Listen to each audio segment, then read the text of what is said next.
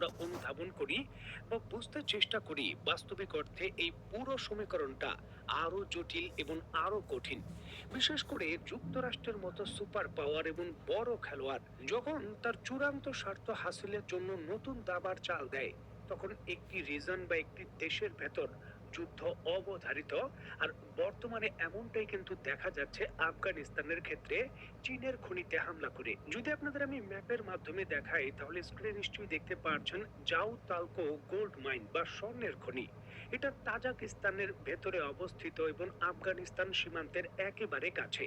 আন্তর্জাতিক হিসাব অনুসারে এই খনিটিতে অন্তত পক্ষে 500 টন পিওর গোল্ডের মজুদ রয়েছে, যা ধাপে ধাপে উত্তোলন করছে চীনের কোম্পানি। আফগানিস্তান সীমান্ত থেকে মাত্র 50 কিলোমিটার দূরে তাজাকিস্তানের খালতন প্রদেশের শামসিদ্দিন সোহিন জেলায় অবস্থিত এই শক্তিশালী গোল্ডের খনিটিতে চীনের সোহিন নামক একটি কোম্পানি তাজাকিস্তানের সঙ্গে যৌথভাবে দীর্ঘদিন ধরে গোল্ড মাইনিং করছে। এবং এটি চীনের বিখ্যাত যে প্রকল্প রয়েছে বেল্ট অ্যান্ড রোড ইনিশিয়েটিভ, তার অধীনের একটি প্রকল্প।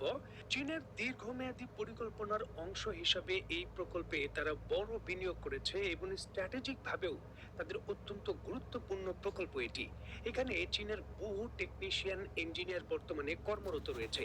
এখন এই গোল্ডের মাইনে হঠাৎ করেই আফগানিস্তান থেকে গতকালকে ড্রোন হামলা হয়েছে এবং পুরো বিষয়টাই অত্যন্ত স্পর্শকাতর, কারণ চীনের একটি এই ধরনের গুরুত্বপূর্ণ গোল্ডের খনিতে হঠাৎ করে ড্রোন হামলা হয়েছে, তাও হয়েছে আফগানিস্তান থেকে। এবং এই হামলায় অলরেডি চীনের 3 জন নাগরিক নিহত হয়েছেন। বিষয়টিকে কেন্দ্র করে বর্তমানে চীন সর্বোচ্চ হাই অ্যালার্টে রয়েছে এবং তাদের সামরিক কর্মকর্তারা দ্রুতই কিন্তু তাজিকিস্তানে পৌঁছাচ্ছেন। বিষয়টা দেখুন, এর পূর্বে যখন পাকিস্তানের সি প্যাকের অধীনে বিভিন্ন প্রকল্পে হামলা হয়েছে, সেগুলো হয়েছে আত্মঘাতী বোমা হামলা। মানে একজন সন্ত্রাসী চাইলে এই ধরনের কর্মকাণ্ড করতে পারেন। তবে তাজিকিস্তানের ভেতর পাহাড়ের একেবারে ভেতরে অবস্থিত এই খনিটিতে আফগানিস্তান থেকে যে হামলাটা হয়েছে, সেটা হয়েছে ড্রোনের মাধ্যমে, সামরিক ড্রোনের মাধ্যমে। আর সামরিক ড্রোন কখনোই কোনো বেসামরিক ব্যক্তি বা কর্তৃপক্ষের হাতে পৌঁছানো খুবই কঠিন।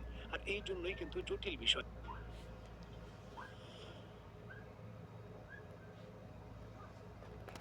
এবং চীনের বিনিয়োগকৃত একটি গোল্ড মাইনে ড্রোন হামলা হয়েছে। এই ঘটনায় চীনের 3 জন নাগরিক নিহত হয়েছেন। মোটেও সহজ কথা নয়। এর পরপরই কিন্তু চীন আফগানিস্তানের সঙ্গে চলমান যত ধরনের প্রকল্প রয়েছে, সকল প্রকল্প স্থগিত করেছে। চীন ঘোষণা দিয়েছে যে চূড়ান্ত তদন্ত রিপোর্ট আসার আগ পর্যন্ত আফগানিস্তানের তালেবানদের সঙ্গে সকল সম্পর্কের যে ভিত্তি রয়েছে তা স্থগিত থাকবে। প্রথমে এই জিনিসটা চীন নিশ্চিত হতে চায় যে আফগান তালেবানরা এই হামলার সঙ্গে সরাসরি কোনোভাবেই যুক্ত নয়। যদি যুক্ত না থাকে, সম্পর্ক অব্যাহত চলবে। যদি থাকে, তাহলে তালেবানদের বিরুদ্ধেও শক্তিশালী পদক্ষেপ নিতে পারে চীন। এখানে বলে রাখা ভালো, তাজিকিস্তানের ভেতর কয়েকটি বিদ্রোহী গোষ্ঠী রয়েছে, যারা তালেবানদের মদতপুষ্ট হয়ে আফগানিস্তানের ভূখণ্ডে ট্রেনিং পায় এবং সেখানে অবস্থান করে। এছাড়াও চীনের পক্ষ থেকে দীর্ঘদিন ধরে এমন অভিযোগও ছিল, উইগুর মুসলিম যারা রয়েছেন তাদের কিছু বিচ্ছিন্নতাবাদী যে সকল সংগ্রামী যোদ্ধারা রয়েছেন, তারা আফগানিস্তানের তালেবানদের হাতেই কিন্তু প্রশিক্ষণ পান এবং সেখানেও থাকেন। যদিও স্ট্র্যাটেজিক ভাবে চীন এই বিষয় নিয়ে একটা সময় পর যখন তালেবানরা প্রতিশ্রুতি দিয়েছে এগুলো হতে দেবে না, তখন কিন্তু তারা সম্পর্ক বৃদ্ধি করে।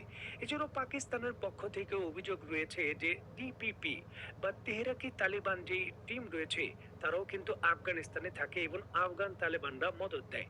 সার্বিকভাবে পরিস্থিতি এখন এমন জটিল অবস্থানে চলে গেছে, বিশেষ করে তাজিকিস্তান আফগান তালেবানদের সরাসরি নাম না ঘোষণা করে সরকার মদতপুষ্ট সন্ত্রাসী হামলা হিসাবে এটাকে ঘোষণা করেছে।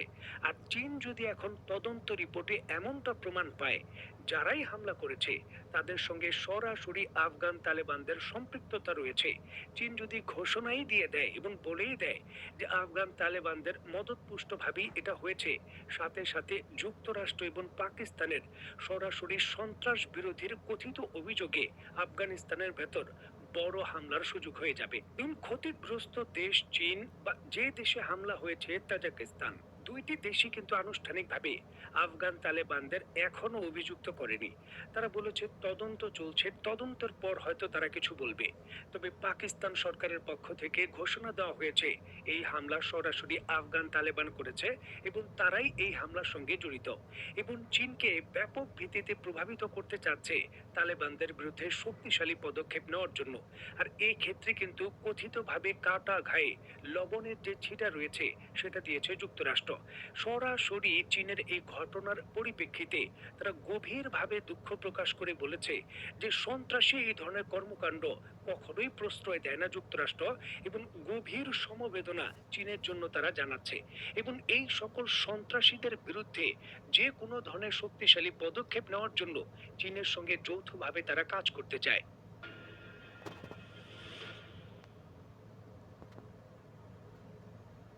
দেখুন, আমার ভিডিওতে প্রায় সময় আমি একটা কথা বলে থাকি, যুক্তরাষ্ট্র হলো এমন একটি দেশ যারা ঘটনার পরিপ্রেক্ষিতে কোনো রিয়াকশন দেয় না, বরঞ্চ রিয়াকশন দেখানোর জন্য বিভিন্ন ঘটনা তৈরি করে। আর এই জন্যই কিন্তু প্রশ্ন উঠছে, আফগানিস্তান থেকে এই যে ড্রোন হামলা হলো, এই ড্রোন হামলার ক্ষেত্রে যুক্তরাষ্ট্রের গোয়েন্দা সংস্থা অন্যতম বড় মাস্টার মাইন্ড হিসাবে কাজ করতে পারে এবং পরিকল্পনা বাস্তবায়ন করতে পারে। কারণ এর পূর্বেও পৃথিবীর বিভিন্ন দেশের সঙ্গে সম্পর্কের অবনতি বা যুক্তরাষ্ট্রের যুদ্ধ শুরু করার জন্য ইস্যু তৈরি করার ক্ষেত্রে পরিকল্পিত বিভিন্ন ঘটনা যুক্তরাষ্ট্র ঘটিয়েছে, তার প্রমাণ রয়েছে। আফগানিস্তানের ক্ষেত্রেও হয়তো এর ব্যতিক্রম নয়, আর এখানে কিন্তু তাদের সুযোগও রয়েছে। দেখুন, আফগান তালেবানদের সঙ্গে বর্তমানে ভারতীয় কর্তৃপক্ষের অত্যন্ত মাখামাখি রয়েছে, যেখানে ভারতীয় গোয়েন্দা সংস্থার সঙ্গে সরাসরি সম্পৃক্ত রয়েছে ইসরায়েলি গোয়েন্দা সংস্থা মোসাদ। যেখানে ভারতীয় পরিচয় বলেন বা অন্যান্য পরিচয়ে যুক্তরাষ্ট্রের গোয়েন্দা সংস্থা এবং মোসাদের এজেন্ট আফগানিস্তানে খুব সহজেই প্রবেশ করতে পারেন, এবং তারাও কিন্তু এই ধরনের অভ্যন্তর থেকে ড্রোন হামলায় অত্যন্ত পারদর্শী। ইরানের মতো দেশের বিরুদ্ধেও তারা হামলা করেছে। এখন আফগানিস্তানে এই ধরনের গোয়েন্দা সংস্থার সদস্যরা প্রবেশ করে যদি তাজিকিস্তানে চীনের বিরুদ্ধে হামলা করে সম্পর্কের অবনতি চীন এবং আফগানিস্তানের মধ্যে করতে পারে, তাহলে যে বাগরাম ঘাঁটি দখলের জন্য যুক্তরাষ্ট্র চেষ্টা করছে, পাকিস্তান সহযোগিতা করার প্রতিশ্রুতিও দিয়েছে, তবে পারেনি চীনের জন্য। কারণ চীন বলেছিল এই ঘাঁটি রক্ষা করার জন্য সরাসরি আফগানিস্তানের পক্ষে তারা দাঁড়াবে। এখন এই নতুন সমীকরণ চীনকে কিন্তু বাধ্য করেছে সেখান থেকে একটু হলেও সরে যেতে বা আপাতত বিষয়টা স্থগিত রাখতে।